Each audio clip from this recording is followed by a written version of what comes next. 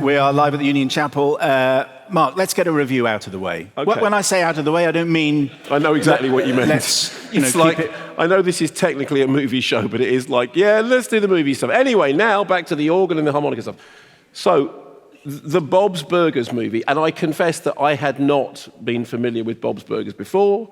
So this is following in the grand footsteps of South Park, the movie, and the Simpsons movie, another profoundly lo-fi, big screen spin-off from a very, very popular TV sitcom that didn't obviously seem like it needed a big screen spin-off, but.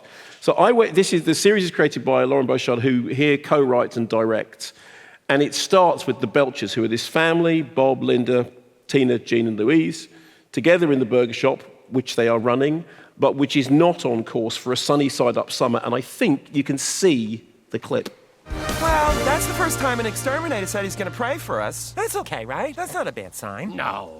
What you doing, Gene? I'm making an instrument out of spoons and a napkin holder and dreams and magic. Obviously, Tina. How's the burger, Bob? It's okay. I put an egg on it. Why is Dad making a burger at 8 a.m.? Is he on British time? He's making it to bring to Mr. Dowling at the bank. We have a meeting this morning and we're gonna ask for an extension on our loan payment. Oh, fun. And we really, really need to get that extension. All the restaurant equipment is wrapped up in that loan. So you're giving him a burger? Well, I mean, we can't give him money, Tina. Because we don't have any. Pretty much. How about you play him some of this?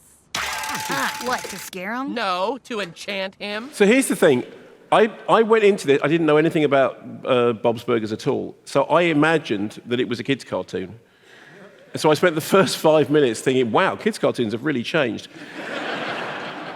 They get to the bank refuses to extend the loan. They've got 7 days in which they realize that they're going to have to sell more burgers in order not to lose the joint, which is then made more difficult by the fact that a massive sinkhole opens up in front of the burger joint so nobody can get in, so they can't have any customers.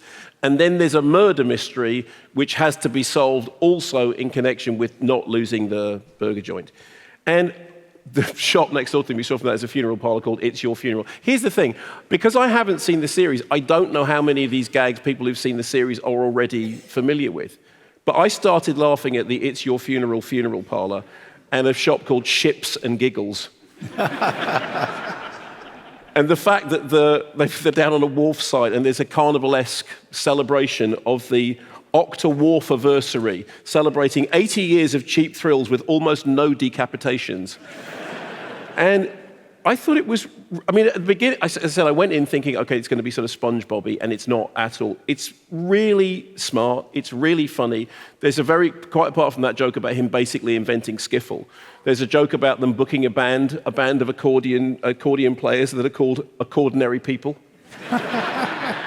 And for that alone, it's worth it. There's a bit when they go to the Carneapolis, which is where all the carnival folk live, which is, remember Nightmare Alley? It could have given Nightmare Alley a run for its money.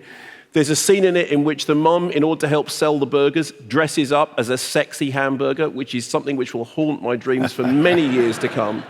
And then underneath, there's this kind of really sweet, gentle message about families sticking together and about somebody overcoming their own anxiety about being called a baby because they wear bunny ears as a kind of security blanket, but realizing that in fact all they need around them is their family. There's also a Fonzie joke which won't make sense to anybody under the age of 50. So having seen this, I now want to go back and watch all the previous series. I laughed all the way through it and I knew nothing about it on the way in. I thought it was really funny. How many series?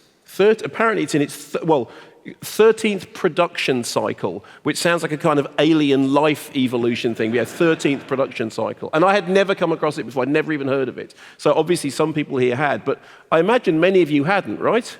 Yay! See, I'm not sure whether that was yay, I hadn't heard of it, or